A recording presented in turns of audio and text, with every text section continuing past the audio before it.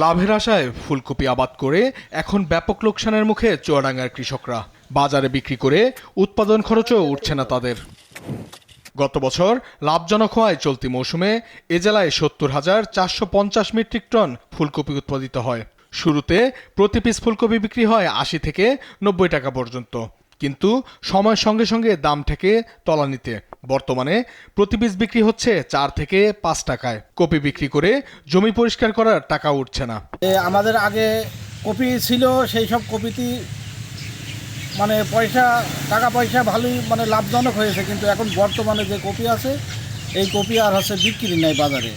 Copy আমাদের আবাদ করেছি, আমাদের খুব লস হয়েছে, ভেঙে ফেলতেছে। নেট ১০০ টাকা কিনেছে, ১০০ টাকা বিক্রি করতে পারতেছি না। ক্রেতা কম থাকায় অধিকাংশ কপি খেতে নষ্ট হচ্ছে। একই সঙ্গে অন্য ফসল আবাদের জন্য সার সংকট দেখা দিয়েছে।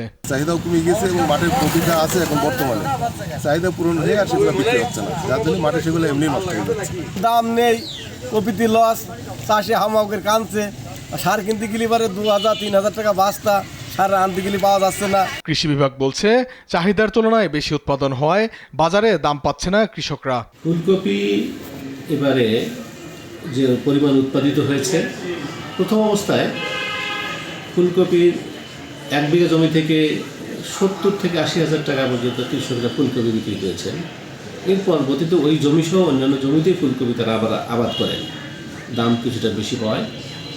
এরপরে এখন এই ভরা মৌসুমে ফুলকপির উৎপাদন অনেক বেড়েছে চাহিদার তুলনায় বাড়ার কারণে ফুলকপির দামটা কিছুটা কমেছে।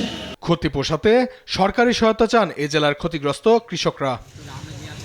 নিউজ ডেস্ক, দেশ টিভি।